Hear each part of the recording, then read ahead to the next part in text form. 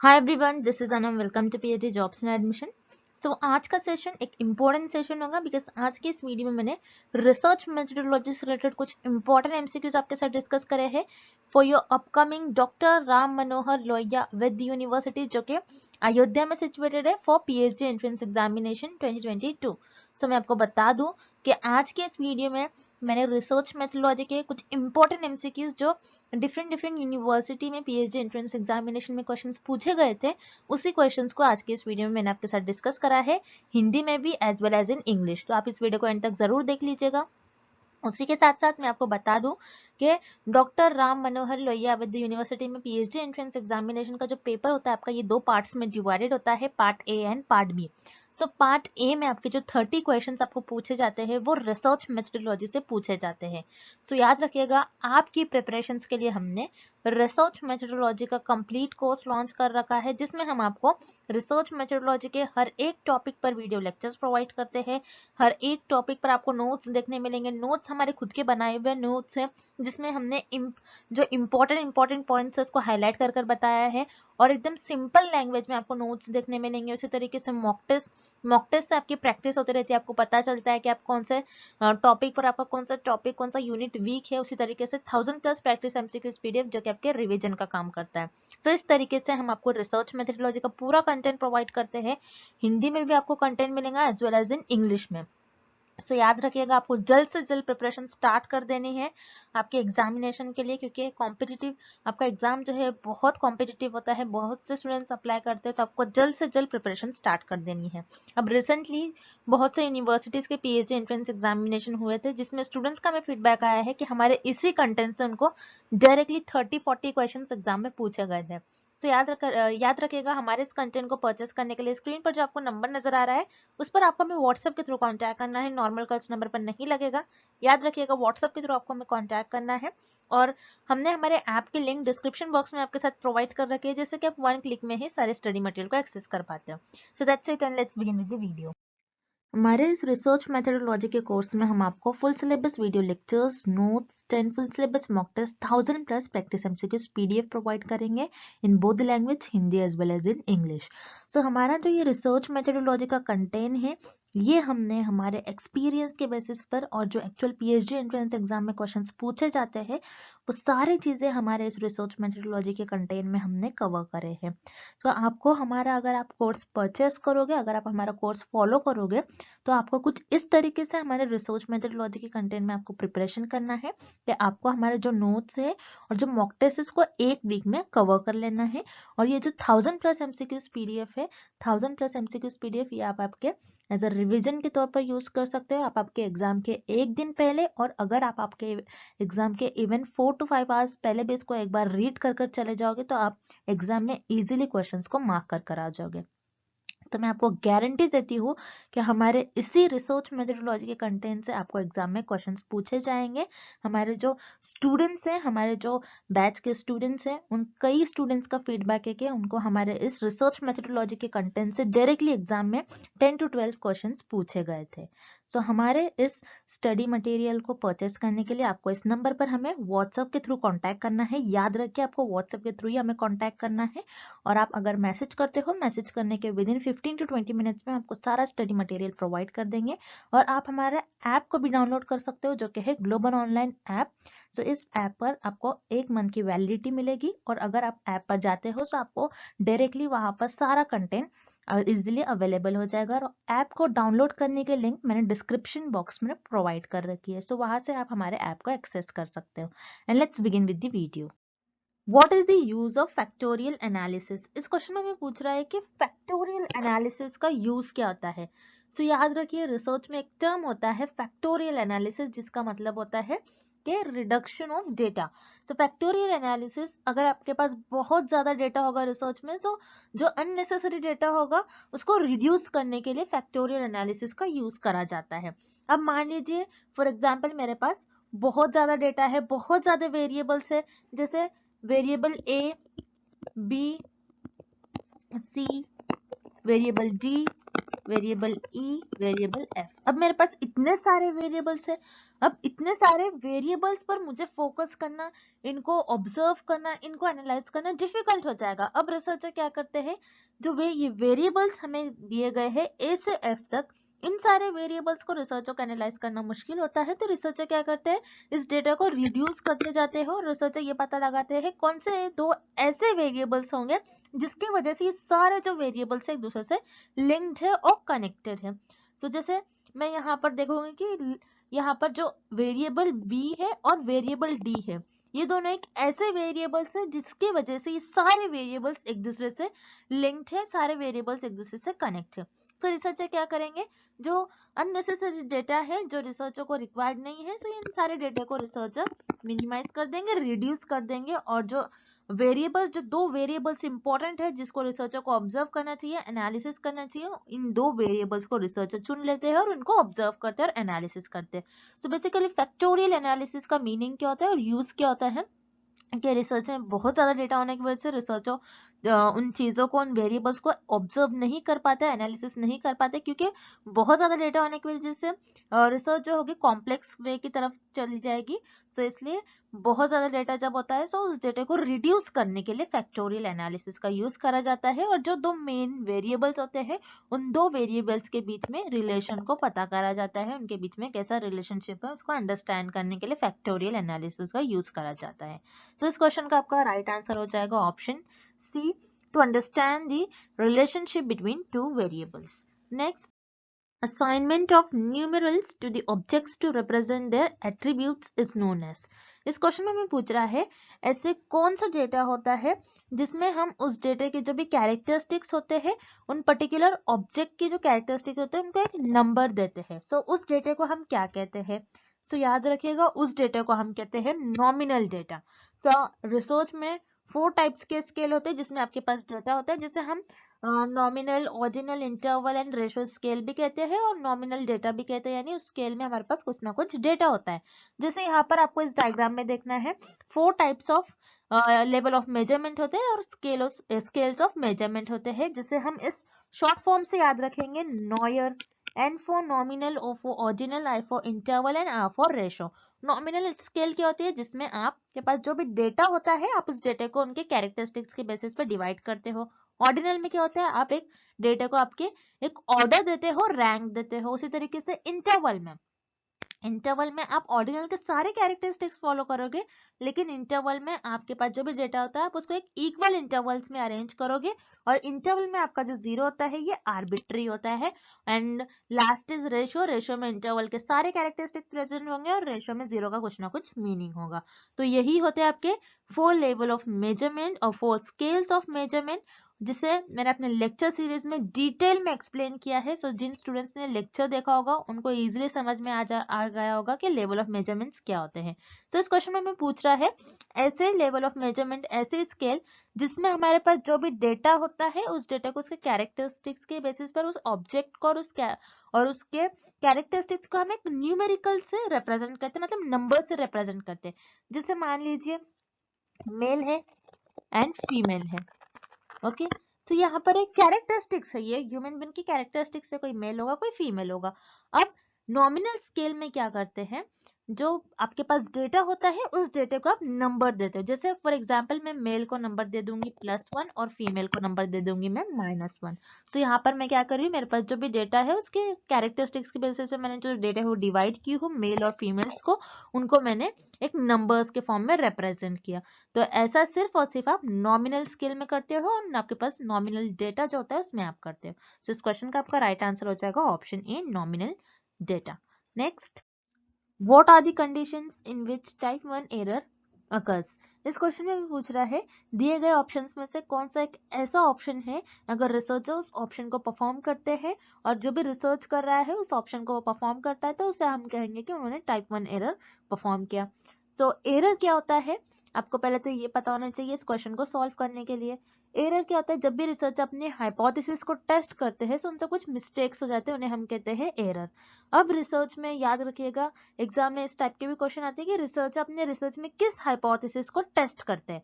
तो याद रखिएगा, रिसर्चर अपने रिसर्च में सिर्फ और सिर्फ नल हाइपोथेसिस को टेस्ट करते हैं। और रिसर्चर से नल हाइपोथेसिस को टेस्ट करने में कुछ मिस्टेक्स हो जाती है, उसी को हम कहते हैं, उस मिस्टेक्स को हम कहते हैं एरर्स। और रिसर्चर से जो एरर्स होता है वो दो टाइप का हो सकता है, टाइप 1 एंड टाइप 2। अब इस क्वेश्चन में हमें पूछ रहा है कि टाइप 1 एरर कब अकर होता है।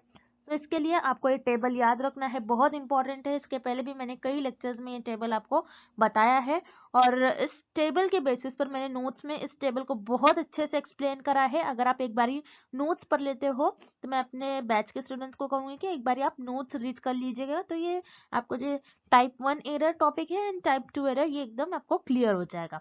जैसे कि आप टेबल में देख रहे हो, आप हमेशा, और रिसर्चर जो भी रिसर्च करे हमेशा नल हाइपोथेसिस को टेस्ट करते हैं।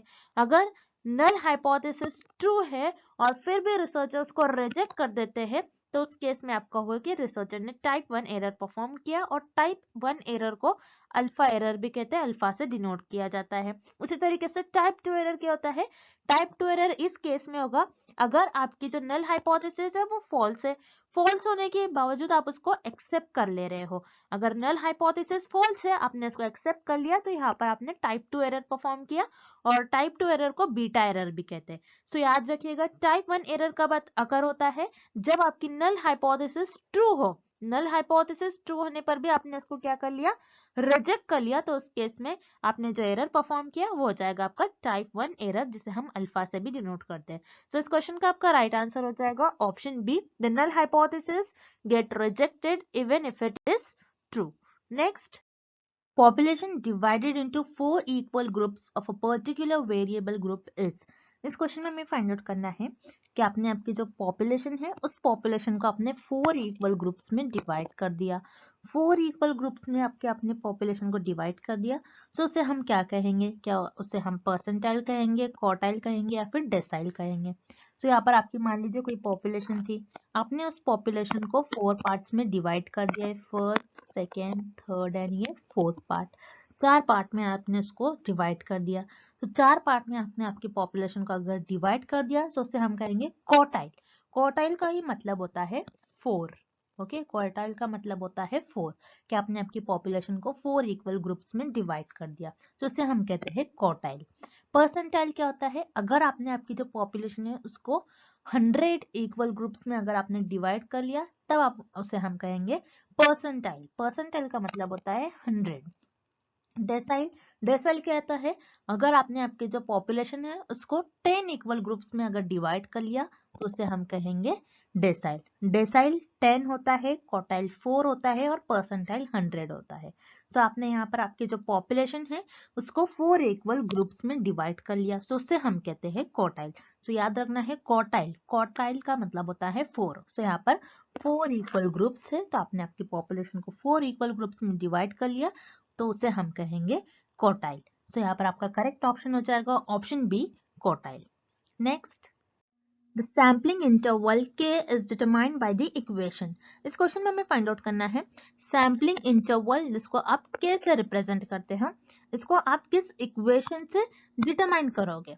अब सैम्पलिंग इंटरवल होता क्या है, आपको पहले ये पता होना चाहिए। सैम्पलिंग इंटरवल्स मतलब आप सैंपल्स को कितने इंटरवल्स पर कलेक्ट कर रहे हो।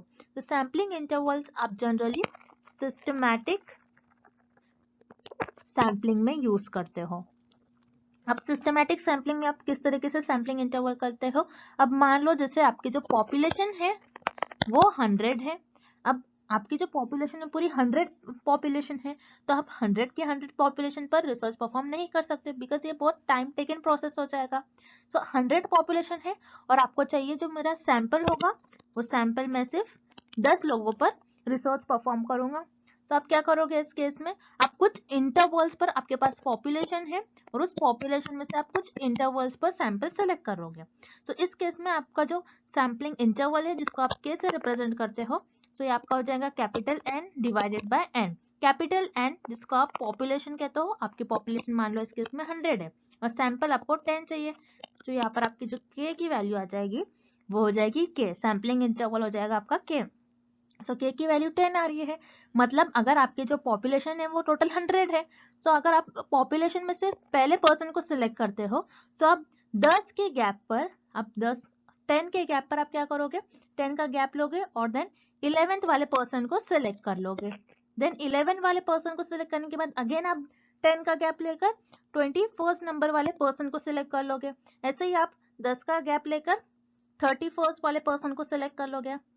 सो के जिसको आप सैम्पलिंग इंटरवल कहते हो, उसको उस फॉर्मूले को डिटरमाइन करने के लिए आपको इस इक्वेशन का यूज करना होता है, capital N divided by small N. Capital N आपके पॉपुलेशन होंगी, कितनी टोटल इंटायर पॉपुलेशन है, डिवाइडेड बाय एन कि आपको पॉपुलेशन में से कितना सैंपल चाहिए।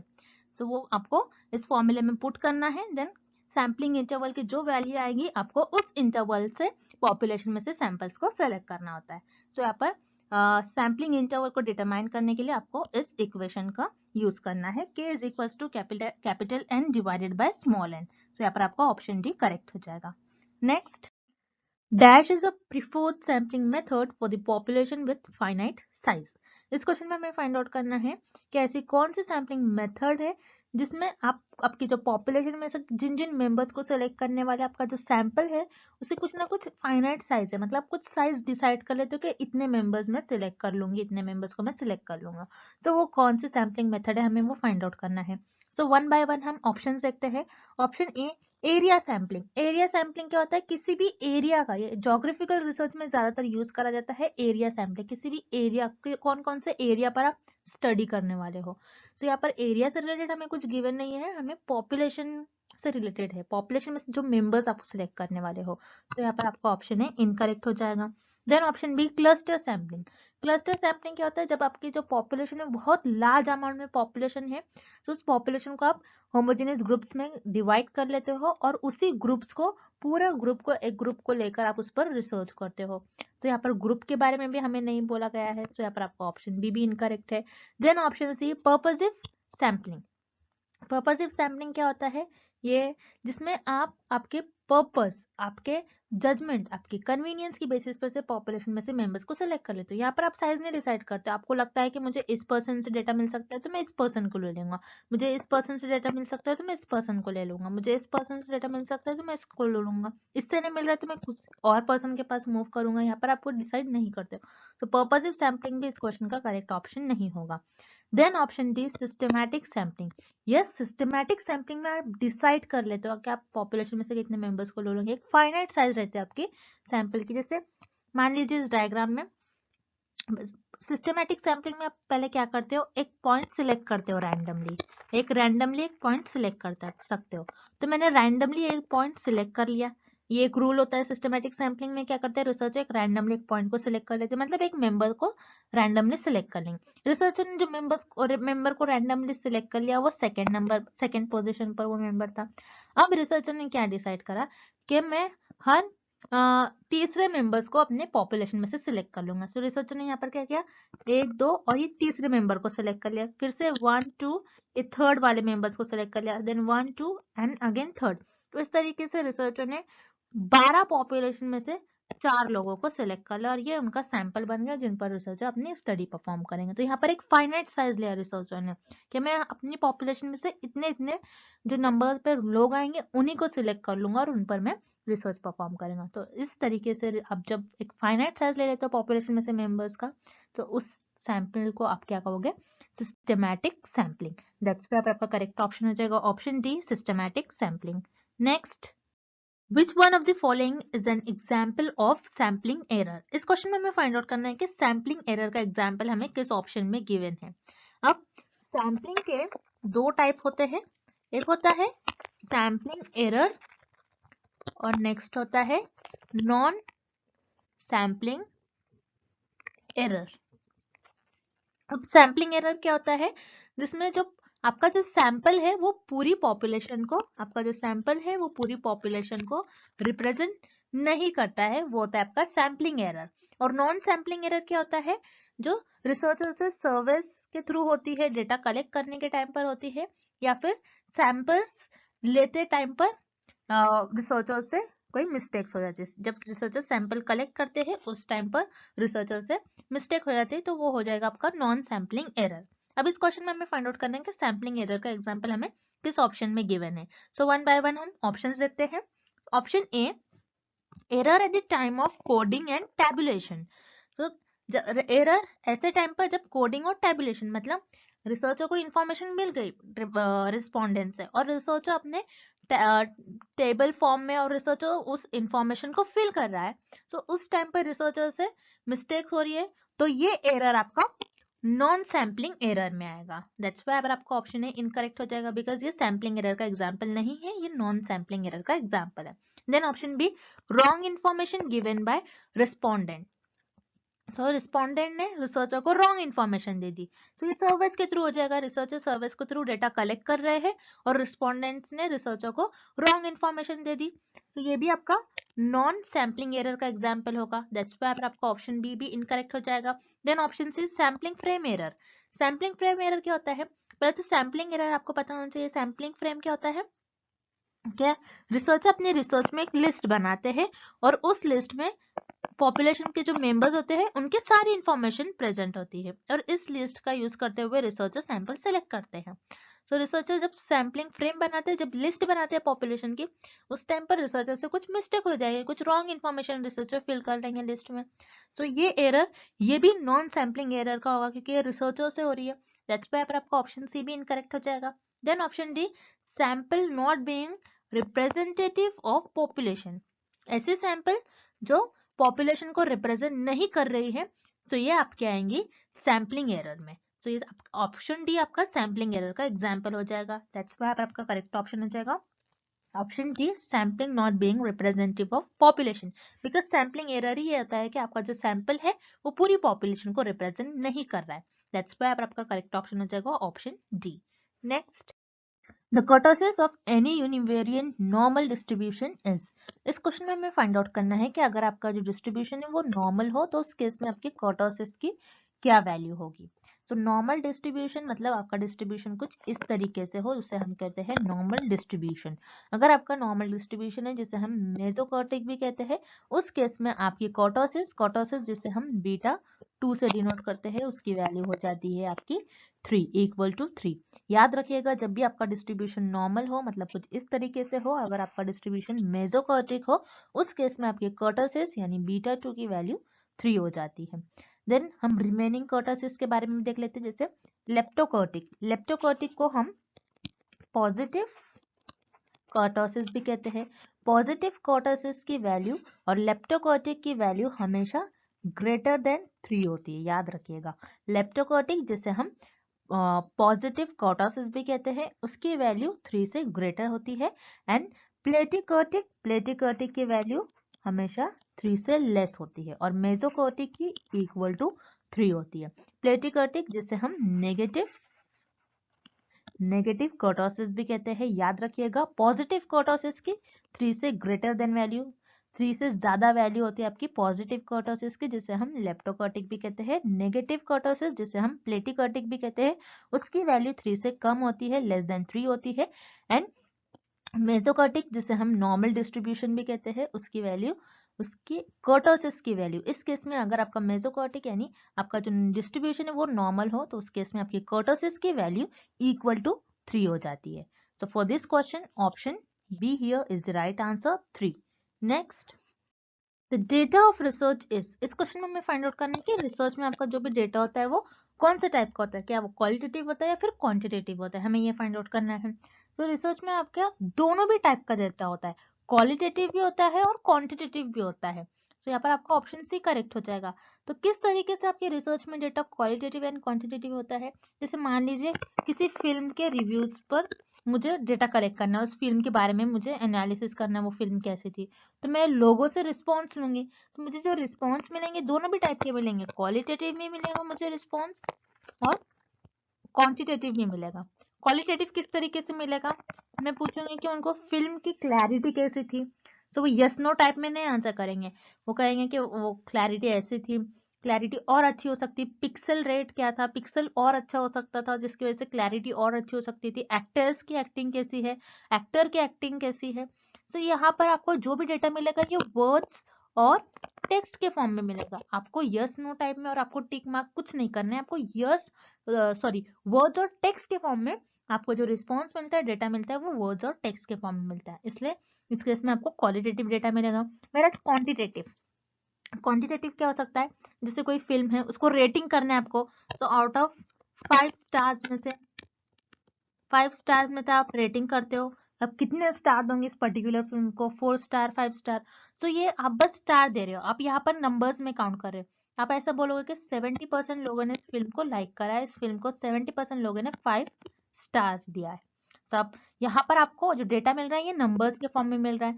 सो फिल्म के आप रिव्यूज ले रहे हो तो आपको रिसर्च में दोनों भी टाइप का डेटा मिल सकता है, क्वालिटेटिव भी मिलता है और क्वांटिटेटिव भी मिलता है। दैट्स व्हाई आपका करेक्ट ऑप्शन हो जाएगा option C, both A and B. Next, in which of the following sampling methods do the respondents themselves play a major role in the selection of sample? इस question में हमें find out करना है ऐसी कौन सी sampling technique होती है और ऐसा कौन सा सैम्पलिंग मेथड होता है जिसमें रिस्पोंडेंट का मेजर रोल होता है सैंपल्स को सेलेक्ट करने में। सो वो आपकी सैम्पलिंग मेथड होती है स्नोबॉल सैम्पलिंग। सबको ये याद रखना है, स्नोबॉल सैम्पलिंग आपकी नॉन प्रोबेबिलिटी सैम्पलिंग मेथड का टाइप होती है जिसमें रिसर्च अपने कन्वीनियंस के हिसाब से सैंपल्स को सेलेक्ट करते हैं। अब आपको ये बताना चाहिए कि स्नोबॉल सैम्पलिंग होती क्या है। अब स्नोबॉल सैम्पलिंग के लिए आपको इस डायग्राम को याद रखना है। अब मान लीजिए यहाँ पर ये रिसर्चर है, रिसर्चर को ये देखना है कि एक पर्टिकुलर सिटी है उसमें कितनी % वुमेन ड्रिंक करती है, कितनी % वुमेन एल्कोहल लेती है। तो यहाँ पर रिसर्चर क्या करेंगे, पहले एक रिसर्चर को एक वुमेन मिल जाएंगी और मान लो एक और मिल गई रिसर्चर को वुमेन जो एल्कोहल लेती है। सब क्या करेंगे, रिसर्चर इनको कहेंगे कि तुम जाओ और लोगों को कलेक्ट करके लाओ और वुमेन को कलेक्ट करके लाओ जो अल्कोहल लेती है। तो ये क्या करेंगे, ये जो रिस्पोंडेंट है ये खुद पॉपुलेशन में से सैंपल्स को सिलेक्ट करेंगे और ऐसे वीमेन को सिलेक्ट करेंगे जो अल्कोहल लेती है। अगेन ये भी जो रिसर्चर का रिस्पोंडेंट है ये भी क्या करेगा, कोई ऐसे लोगों को सिलेक्ट कर लाएगा, ऐसी वीमेन को सिलेक्ट कर लाएगा जो अल्कोहल लेती है। सो स्नोबॉल सैम्पलिंग में क्या होता है, रिस्पोंडेंट ही खुद और सैंपल को सिलेक्ट लेकर आते हैं। सो स्नोबॉल सैम्पलिंग में रिस्पोंडेंट का मेजर रोल होता है, रिस्पोंडेंट मेजर रोल प्ले करते हैं। अब रही बात स्नोबॉल सैम्पलिंग, इसको स्नोबॉल क्यों कहते हैं। तो आपको ये याद रखना है, आपने जब देखा होगा कि अगर कोई हाई पॉइंट से कोई बर्फ है जो हाई पॉइंट से गिर रही है, ओके। सो ये बर्फ का जो राउंड है अगर वो हाई पॉइंट से गिरती है सो ये बड़ा होकर ये और अपने साथ और बर्फ जमा होकर लेकर आता है। सो एक चैन बनाता है और जैसा देख रहे हो ये छोटा बॉल था और ये नीचे आते आते एक बड़ा बॉल बन गया। उसी तरीके से स्नोबॉल सैम्पलिंग में एक पर्सन होता है, एक ही पर्सन आता है फिर उसके थ्रू और पर्सन आते हैं, इसलिए इस सैम्पलिंग को कहते हैं स्नोबॉल सैम्पलिंग। सो स्नोबॉल सैम्पलिंग में ज्यादातर रेस्पोंडेंट का मेजर रोल होता है सैंपल्स को सेलेक्ट करने के लिए। दैट्स व्हाई आपका ऑप्शन ए करेक्ट हो जाएगा। Then option B, convenience sampling. Convenience sampling भी आपकी नॉन प्रोबेबिलिटी सैम्पलिंग मेथड का टाइप होती है जिसमें रिसर्च अपने कन्वीनियंस के बेसिस पर, रिसर्चर को लगता है कि मुझे इस पर्सन से सैंपल मिल सकता है तो रिसर्चर उसमें अपनी कन्वीनियंस के बेसिस पर सैंपल्स को सिलेक्ट करते हैं। सो कन्वीनियंस सैम्पलिंग में रिस्पोंडेंट का ज्यादा मेजर रोल नहीं होता है। दैट्स व्हाई आपका ऑप्शन बी इनकरेक्ट हो जाएगा। Then option C, cluster sampling.